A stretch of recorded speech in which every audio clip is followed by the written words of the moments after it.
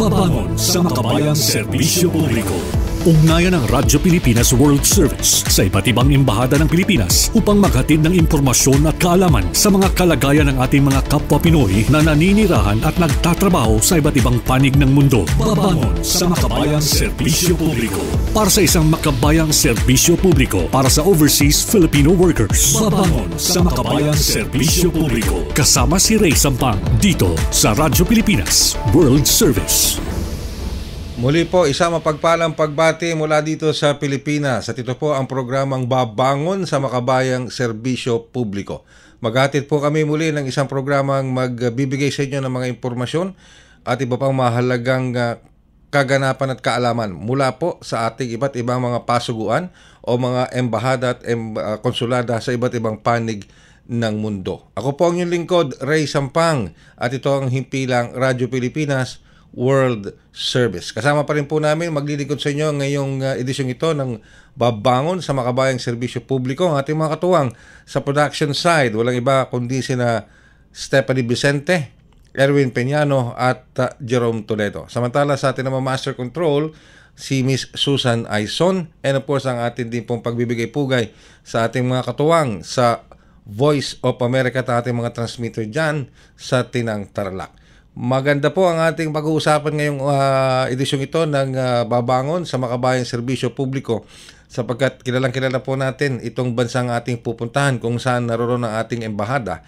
Ito po ang bansang Singapore. Marami rin po tayong mga kababayan nagtatrabaho at naninirahan sa Singapore at isa rin pong kilalang tourist destination ang bansang Singapore. At syempre nasa linya po natin ng komunikasyon ngayon ang ating butihing ambassador, His Excellency Medardo G. Macaraig, ang ating Philippine Ambassador to Singapore. Magandang araw po, Ambassador Macaraig. Welcome, Your Excellency, sa ating programang Babangon sa Makabayang Serbisyo Publiko. Magandang araw sa iyo, Mr. Ray Sampang, at sa iyong mga tagapakinig. It's indeed a pleasure to have you, Ambassador Macaraig, sa ating programa dito sa Babangon Makabayang Serbisyo Publiko. Siguro ang una pong katanungan namin ngayon para sa inyo is, how would you describe, paano po natin i-describe ang relationship ng ating pasuguan, ng ating embahada dyan sa Singapore with our host country? Napakaganda po ng ating ugnayan sa bansang ito. Our relations are long-standing, multifaceted, but at the same time very dynamic po. Maganda po ang pakikisama sa atin ng Singapore, kasama na po ang ating mga Pilipino rito, at marami pong mga pag-uusap hindi lang po sa larangan ng mga nagtatrabaho dito, kundi ganun din po sa trade and investment, security, may defense cooperation tayo, may cultural exchange tayo rito. At siyempre, ang pinakamahalaga po yung tinatawag lagi nating people-to-people relations. Yun. When we say people-to-people relations, Ambassador Macaraig, yan po yung exchanges ng ating mga kababayan when it comes to what? Education, technical skills, and what have you. Ano ho? Lahat po yan. Kasama na rin po yung mga nagtatrabaho dito.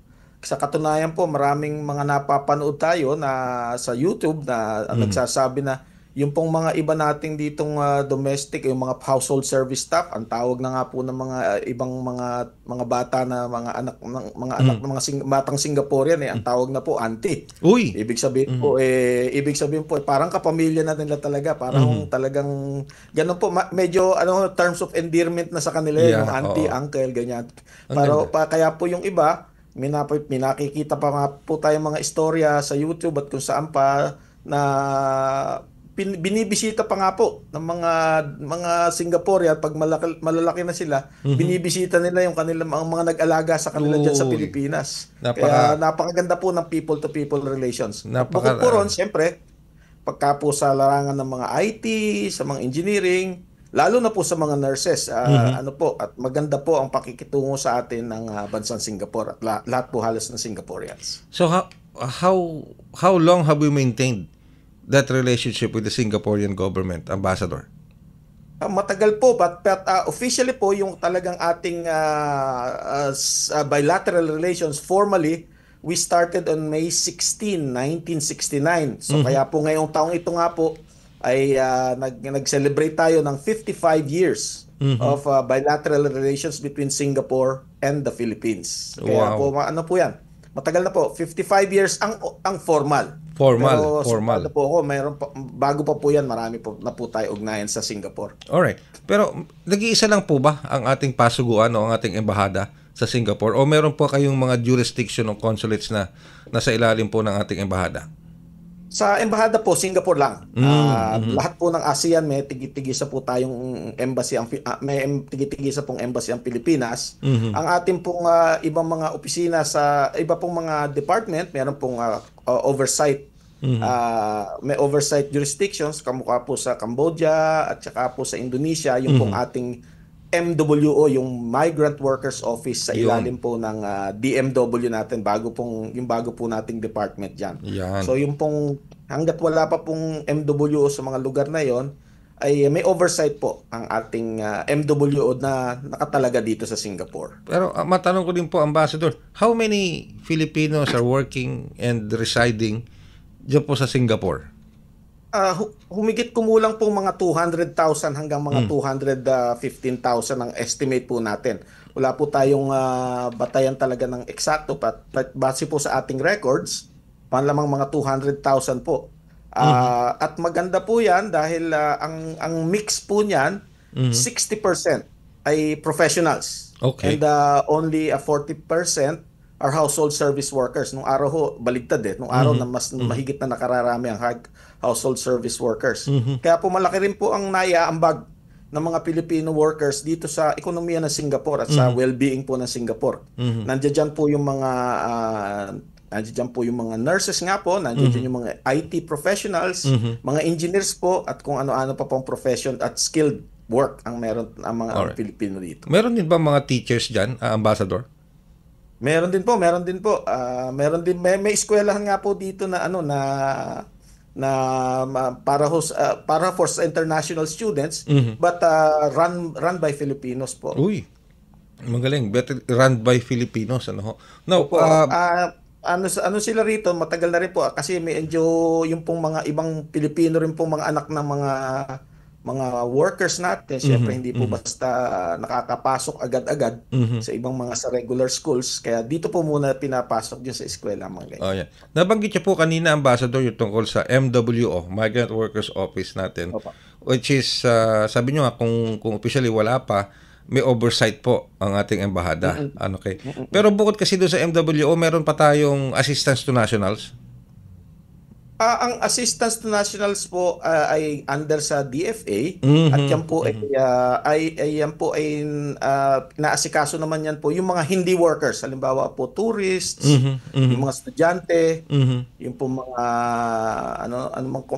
basta hindi po workers, meron pa rin pong mga assistance to nationals tayo. Alright. So ano po yung mga services na ibinibigay ng ating embahada sa ating mga kababayang Pilipino working and living dyan po sa Singapore, maski na po dito sa mga kababayan nating turista na talagang naakit na magpunta sa Singapore?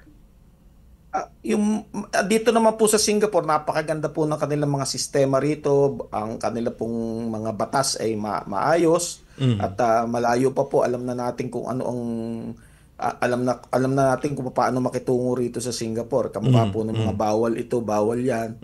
Alam na po natin yan dyan. Hindi, matalino rin po ang Pilipino, alam po nila yan. Bago pa po marito sa Singapore, alam na po nila. Kaya po mga tourists, madali po sila nakakapasok. Wala ho naman tayong kailangang visa, papasok dito for 30 days. Kaya karamihan po ng ating mga Pilipino rito ay nalalaman na lang namin nandito kapag nagka-problema. Kuminsan nagkakasakit, kuminsan nawawala yung passport. Okay. Na ewan ko kung saan na-misplace yung passport, ganyan po. Pero wala po tayong masyadong problema dahil maganda po naman at maayos ang pakikitungo nga po sa atin ng Singapore at maayos po ang kanilang mga batas at pagpapatupad ng batas dito. Okay. So yung pong processing ng mga passports, inaasikaso, isa po sa mga services na ginagawa nyo. Tama po yan. Yung passports, mga notarials, pagka po mayroong mga halimbawa special power of attorney na kailangan na dyan, gagamitin. meron pong minsan nagbebenta po ng property diyan sa atin. Siyempre po yung kung sino po yung nandito sa Singapore, hindi na kailangan pumunta diyan sa Pilipinas, pwede na po dito i-consularize yung signature po ng ating yung mga Pilipino pong taga rito. At marami po pong iba. Pagka po yung halimbawa kailangan ng NBI clearance, dito lang po nagpi-fingerprint sa atin sa embassy, ina-attest po ng ating consulate, saka po pinadadala sa atin dyan sa NBI para po magkaroon ng NBI clearance. Mga ganun pong mga serbisyo nandiyan po yan. Bukod po sa yung pangkaraniwan pa namin mga ginagawa para sa kanila, kamukha po ng meron po tayong ugnayan na tinatawag every quarter. Yung po parang town hall meeting natin para mapulsuhan na talaga kung ano ba talaga nangyayari para bago pa po maging problema, alam na natin kung paano mag-react. Maganda po nangyayari dyan dahil po napapag-usapan, hindi na po lumalaki at hindi na po nagiging problema, nagagawa na po agad ng paraan. Kaya po mahalaga po yon. At meron din po kaming programa tuwing isang Sunday, one Sunday every month. Nagbubukas po ang embassy para po doon sa mga hindi, yung kung sa anumang dahilan hindi po makapunta rito sa embassy during weekdays. So one Sunday lang po every month nagbubukas po kami. Alright. Nabanggit po niyo yan, Ambassador, no? Yung mga town hall meetings, tapos pagbubukas niyo ng operations maski na linggo. Pero nagsasagawa rin po ba kayo ng mga consular outreach mission sa ibang mga lugar sa Singapore? Maliit lang po ang Singapore, hindi na po kailangan niya. Everything po dito is about 30 to 45 minutes away by a very efficient public transportation system po ng Singapore. So it's hindi po necessary na lumabas pa kami dito sa embassy namin dahil yun nga po. Maliit lang po ang Singapore, ang pinakamalayo siguro mga 45 minutes away na from the embassy. So hindi na rin po ganun kalayo. At karaniwan po naman, syempre namamasyal din dito sa lugar sa bandang malapit sa embassy ang mga Pilipino dahil marami din po rito magagandang shopping mall dito sa katabi ng embassy. Kaya hindi po kinailangang mag consular outreach. Yung pong mga may oversight jurisdiction, yung MWO po, yan po ang pumupunta, sumasabay po sa mga taga-embassy naman natin sa Cambodia, sa Indonesia, kapag sila naman po ang may consular outreach. So yung po mga taga-MWO, kung mga may consular, may oversight sila, yan sila lang po sumasama. Pero hindi po kaming embassy dito sa Singapore, yung pong embassy doon natin sa Cambodia o yung embassy natin sa Indonesia. Napansin ko, Ambassador, nabanggit nyo kanina yung ating mga kababayan bago pa man pumunta ng Singapore, mapaturista man yan o magtatrabaho officially or legally dyan sa Singapore, mukhang kabisado na at disiplinado at sumusunod. Nagtataka ako bakit pag nasa ibang bansa napakadisiplinado ng ating mga kababayan, pagdating dito sa Pilipinas matitigas ang ulo. Ano bang meron dyan? Maano ho naman dito, maayos naman din nga po ang pakikitungo. Siguro po, basta kung ano yung nakikita natin sa palibot, maganda nga po. Kung maganda po ang paggalaw ng mga Singaporean, napapagaya na rin po tayo. Kamukha po sa traffic, syempre doon tayo lagi sa pedestrian lane at saka pagka goal talaga, kaya po tayo napapasabay lang doon. Hindi po uso rito yung no harm no foul sa jaywalking. Dito po talagang ay nako. Pati po rito siyempre bawal ang smoking kung dito sa smoking. Yes, nako, isa yan. Napakalaki po ng penalty pag nahuli kayo, kaya sumusunod po tayo dito, sumusunod po. Opo. At saka diyan po siguro, Ambassador, wala dito yung kamag-anak ako ni ganito, kamag-anak ako ni ganyan, kaya hindi ako pwedeng hulihin, parang mga ganon. Ay, ganun na nga po. Meron ganyan mga po. Meron din pong ganyan. Pero naman po, hindi po 'yun ang primary. Talaga pong sumusunod lang po. Umaayon tayo kung ano mga nangyayari sa lipunan dito sa Singapore. Yun. Alright. Ngayon po, ano ba yung mga common, nabanggit nyo kanina, nawawala yung passport, hindi na-misplace yung passport at iba pa mga concerns. Pero bukod po doon sa mga the usual na mga problema na encounter natin mga kababayan diyan, meron pa tayong mga na-address na mga Filipino OFWs who are now in a stressful situation, yung mga distressed OFWs natin, meron po ba kayong kinakalinga ngayon? Ang meron pong iilan pero hindi po naman alarming ang dami. Sa katuwiran po sa ating shelter dito, minsan pa lang po ako nakapunta, hindi po dahil ayaw kong pumunta, kundi dahil wala naman pong bibisitahin. Ganun po, wala pong bibisitahin mga people in distress. Ang mga karaniwan pong mga kaso rito, yung mga sabi, inaakusang nagnakaw yung ating kababayan. Okay.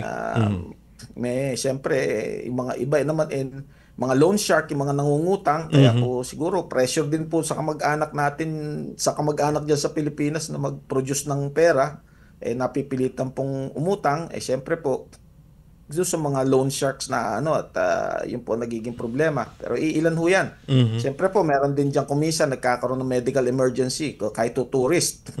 Siyempre hindi naman mape-predict yung sakit. Kaya po ano din po yan, nagnaasikaso rin po natin yan. Kumisan po naman dahil sa kagustuhan kumita ng malaki, nagbabiolate po ng immigration law. Alright. Dito po kasi pagka ang inyong permit ay dun magtrabaho lamang sa isang employer, dapat po doon lang talaga kayo nagtatrabaho. Okay. Yung iba po nagmo-moonlighting, nahuhuli po, kaya yun tinutulungan din natin. Marami pong iba pang mga paisa-isa pong problema, pero hindi naman po ganun karami na hindi natin naaasikaso. Alright. So how is the relationship naman po with the between the Philippine Embassy and our Filipino community? Tulad na banggit nyo, may mga town hall kayong na isasagawa, narinig nyo sila at narinig din nila kayo. Pero how accessible is our embassy sa ating mga Filipino community, lalo na kapag mga emergency situations ang ba? Kapag emergency po, katulad ng dati, meron tayong hotlines. Meron po tayong, siyempre, bukod po sa hotline, ang lahat po ng halos, lahat na po ng ating ng impormasyon ay nasa, kung hindi sa website, social media, meron po tayong Facebook. Napakarami pong hits ng ating Facebook dito. At saka meron po tayong Instagram. Yung iba po medyo gusto Instagram, yung iba gusto, number one pa rin po ang Facebook. Yan. Siyempre po yung website. Bukod po doon, challenge ko yung itong nakaraang Independence Day na kung maaari silang magtayo ng fiesta. Para pong fiesta para sa mga kababayan po natin. Ay naging successful naman po. Matagumpay po. Nagawa namin doon sa Bayanihan Center natin. Napakarami pong tao. Kaya nga lang nalimitahan tayo dahil siyempre po may limit yung number of people na kaya i-accommodate nung premises. Okay. Maganda po, may mga programa, mga raffle, kasama-sama yung mga Pilipino doon. At syempre po, katulad ng dati, masaya po. Syempre, may mga kantahan po yan, may program. Bukod po dyan, syempre po, meron din po kaming mga proyekto para po sa mga kababayan natin. Sila po ay mabanggit ko lang po sa inyo, ayon po sa ating Bangko Sentral ng Pilipinas, sa remittance po, Yan. number 2 ang Singapore last year among all countries. Kahit po 200,000 at yung ibang bansa po may mas mahigit pa ho ang dami. Number 2 po sa remittance according to figures ng Bangko Sentral ang Filipino community. Kaya po naiba yung ating pakikipag-ugnayan ng konti. Bukod po sa pangkaraniwang protection ng kanilang mga karapatan, ay hinihikayat po natin silang maging negosyante dyan sa ating bayan. Yung pong reintegration program ng ating OWA ay binibigyan po natin ng iba yung pansin. At dahil din po doon, naglabas po nga po kami ng isang libro, papakita ko sa inyo, ito po. Naglabas po kami ng isang libro ng mga kwento po yan, mga successful na Filipinos dito sa Singapore. Nako. Ang layunin po ng aklat na yan ay unang-una, to inspire Filipinos to go on entrepreneurship. Tapos sabi nila, bakit yung si ganun naging successful? Kaya ako pwede rin. And number 2, to inform them kung paano ginawa nitong mga kababayan natin kaya sila naging successful entrepreneurs para negosyante. At pangatlo, siyempre, advertisement na rin ng mga Pilipinong naging subject nitong libro ang ating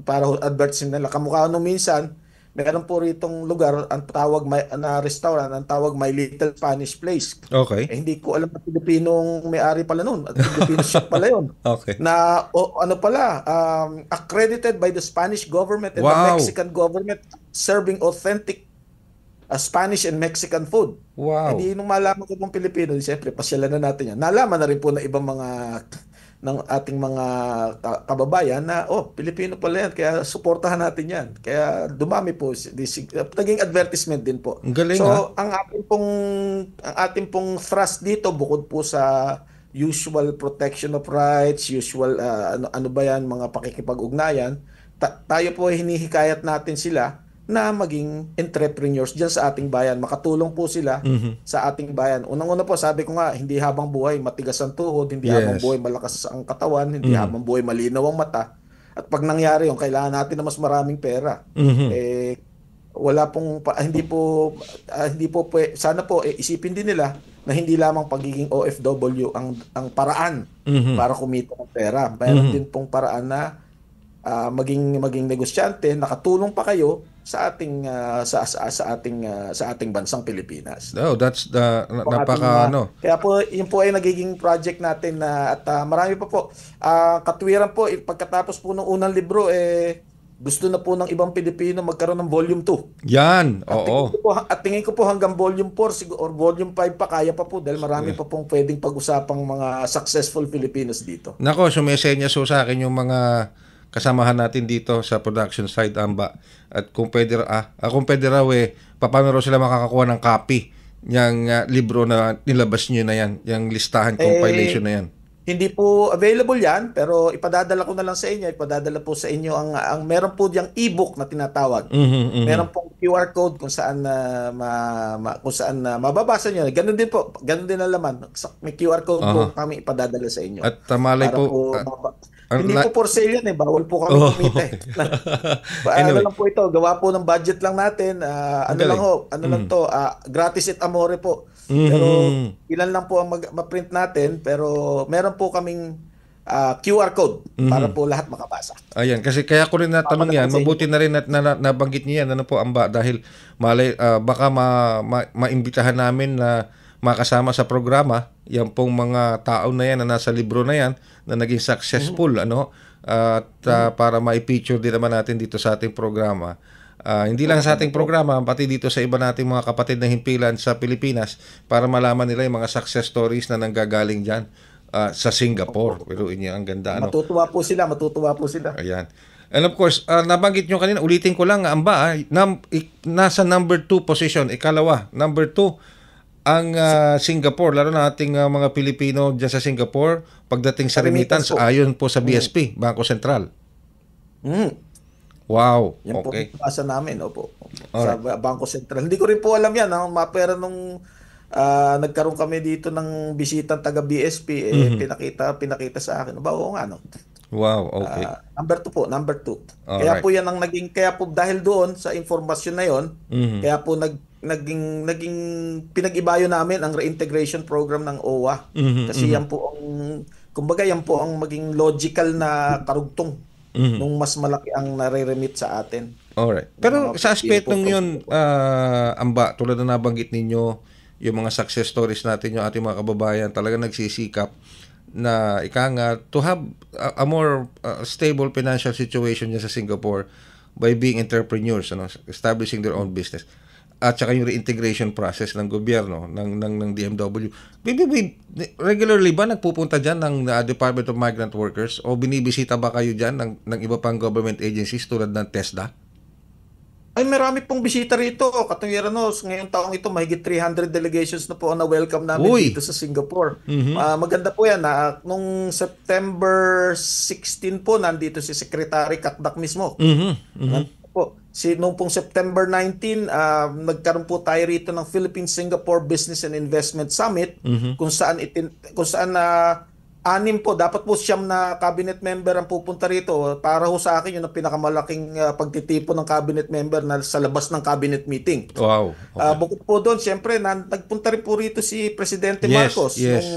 noong May 31 po para maging keynote speaker ng napaka-prestiyosong Shangri-La Dialogue. At siyempre po, nagpunta naman dyan sa atin si President Tharman Shanmugaratnam ng Singapore noong August naman po. Okay. At nung April po, bago ho yan, nandyan din po yung Minister for Foreign Affairs, Vivian Balakrishnan ng Singapore. Nadala po natin siya sa Manila at saka sa Clark para makita niya kung ano yung mga Singapore businesses at kung ano pa ang pwedeng gawin ng Singapore para sa atin sa Clark. Bago kita bitawan, before I let you go on this edition, I hope you know na ngayong nito mga nakalipas na araw, matama naming sinusubaybayan itong pagbabalik ng ating kababayang Pilipina na si Mary Jane Veloso na napiit sa Indonesia dahil po sa kaso na involving drugs. More than 10 years na yata siya doon sa Indonesia, 14, 15 years siya. At nitong nakalipas na itong araw na ito, to be exact, what is today? Wednesday morning, dumating na siya. At in-endorse na siya ng Indonesian government sa Philippine government to serve his sentence o term dito na sa Pilipinas, at kay Pangulong Marcos Jr. na lang ang desisyon kung i-grant siya ng clemency.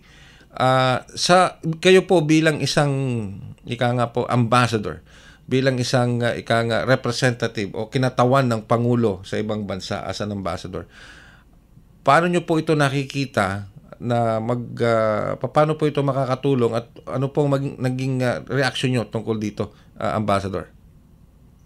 Alam niyo po si Mary Jane Veloso ay siyempre po hindi namin alaga yan dito sa Indonesia po. Ato pong embassy sa Jakarta ang nag-aasikaso niyan, pero nakikiramdam din po tayo, nakikibalita rin tayo dahil posible pong dito idaan yan kasi kung nga po merong Jakarta, Singapore, Manila, hindi po natin alam kung saan idadali, pero napakaganda pong ugnayan yan, napakaganda pong simbolo yan ng pakikipagkaibigan ng dalawang bansa.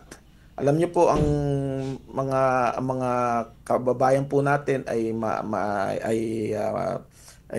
maswerte dahil hindi po ito pangkaraniwan na nangyayari na ganyan po kalaki yung kaso. Hindi po medyo iba po naging final result. Maganda po ang naging final result. Maganda po ang ugnayan ng ating bansa at sa bansang Indonesia po. At nais po nating siguro po lahat tayo magpapasalamat sa kanila at siyempre po doon na rin po sa mga opisyal ng Pilipinas kung nagtrabaho para dito. Okay, alam ko sa Singapore, tulad nga po na nabanggit nyo, napakadisiplinado ng mga Singaporeans, including yung mga Singaporean officials. Talagang sila, kumbaga, stricto sa pag-a-apply ng kanilang mga batas, whether it's a Singaporean national or a foreign national living and working sa kanilang bansa. So, napakalaking bagay po niyan. Well, at this point in time, Ambassador, Your Excellency, may iba pa po kayong mensahe o impormasyon na nais iparating o pahatid sa ating mga kababayan dyan sa Singapore, maging dito sa ating mga kababayan dito sa Pilipinas? Go ahead po, Ambassador. Patuloy po kayong pagsisilbihan ng inyong pasuguan dito sa ng Pilipinas dito sa Singapore. Marami pong pagbabago, marami pong mangyayari pa na hindi pa po natin siguro nararanasan. Nandyan po yung climate change, nandyan po yung mga nangyayari po sa ibang bansa na hindi po natin alam kung ano magiging epekto sa atin at saka sa ating pong rehiyon. Ang Singapore at Pilipinas po ay bahagi ng ASEAN, bahagi po ng isang dynamic region, at patuloy po tayong magmamasid, mag-aaral kung ano pinakamagandang magawin ng ating mga bansa para po sa ikauunlad nating lahat. Hindi lang po ng Pilipinas, kundi ng ASEAN po, ng ating Southeast Asia at ng buong mundo na po kung kakayanin pa. At huling mensahe lang po, nais ko po kayong batiin ng maligayang Pasko at manigong bagong taon. The same here, Ambassador. Alam naming bagamat malayo kayo sa Pilipinas, alam naming nasa puso't diwa pa rin ninyo ang pagse-celebrate at pag-alala sa araw ng Pasko all throughout this season of Christmas. At alam kong kasama ninyo ang ating Filipino community na hindi makakalimot sa pagdaraos at paggunita ng araw na yan ng Christmas season. Maraming salamat po, Ambassador Macaraig. Thank you po. Ang ating pong butihing ambassador sa bansang Singapore, ang ating pong Excellency, His Excellency Medardo G. Macaraig, ang Philippine Ambassador to Singapore. At sa pamamagitan po niyan, tayo po ay magpipinit na ng isa pang edisyon ng programang Babangon sa Makabayang Serbisyo Publiko. Napakinggan po ninyo at napanood ng ating ambassador at tayo natin niya sa atin ang mga serbisyo ng ating pasuguan o ang ating embahada sa Singapore, serbisyong ibinibigay sa ating mga kababayang Pilipino na ninirahan at nagtatrabaho sa Singapore, maging sa mga turista na mga Pilipino na nagpupunta rin sa nasabing bansa. Maraming mga kaganapan, maraming mga development sa Singapore na nangyayari ngayon na kung saan tinatamasa rin ng ating mga kababayan ang mga pagbabagong yan na katutulong sa kanilang buhay sa Singapore at maging dito sa kanilang mga pamilya. At isa pa nabanggit ng ating ambassador ay yung istorya ng mga kababayan nating Pilipino na nagsucceed, umuunlad dahil hindi lang sila umaasa sa trabaho na kanilang tinatamasa, kundi they are also entering into entrepreneurship. Nagtatayo sila ng sarili nilang negosyo, kabuhayan sa bansang Singapore. At alam nyo kung ano yung talagang natouch ako doon sa sinabi ni Ambassador, yung paano tayo i-treat ng mga Singaporeans doon.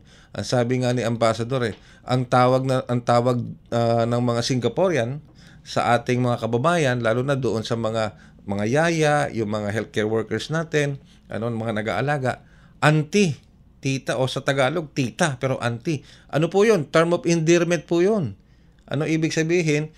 Very close ang relationship nila sa ating mga kababayang nagtatrabaho bilang mga healthcare workers, mga yung mga yaya, o yung mga nag-aalaga ng mga senior citizens doon. Kaya napakaganda. And we will try our best to contact itong mga Pilipino sa Singapore na nagtagumpay sa kanilang mga negosyo, sa kanilang mga endeavors doon, para malaman naman natin ang kanilang istorya dito sa programang Babangon sa Makabayang Serbisyo Publiko. Maraming salamat po sa ngalan ng ating mga nakatuwang sa ating production side, sina Erwin Peñano, Jerome Toledo, Stephanie Vicente, at sa ating master control si Miss Susan Aison. Gayon na rin ang ating mga katuwang sa Voice of America diyan po sa Tinang Tarlac. Ako naman po ang inyong lingkod, Ray Sampang. Maraming salamat. Tatandaan, babangon tayo sa isang makabayang serbisyo publiko. Babangon sa Makabayang Serbisyo Publiko. Ugnayan ng Radyo Pilipinas World Service sa iba't ibang embahada ng Pilipinas upang maghatid ng impormasyon at kaalaman sa mga kalagayan ng ating mga kapwa Pinoy na naninirahan at nagtatrabaho sa iba't ibang panig ng mundo. Babangon sa Makabayang Serbisyo Publiko para sa isang makabayang serbisyo publiko para sa overseas Filipino workers. Babangon sa Makabayang Serbisyo Publiko kasama si Ray Sampang dito sa Radyo Pilipinas World Service.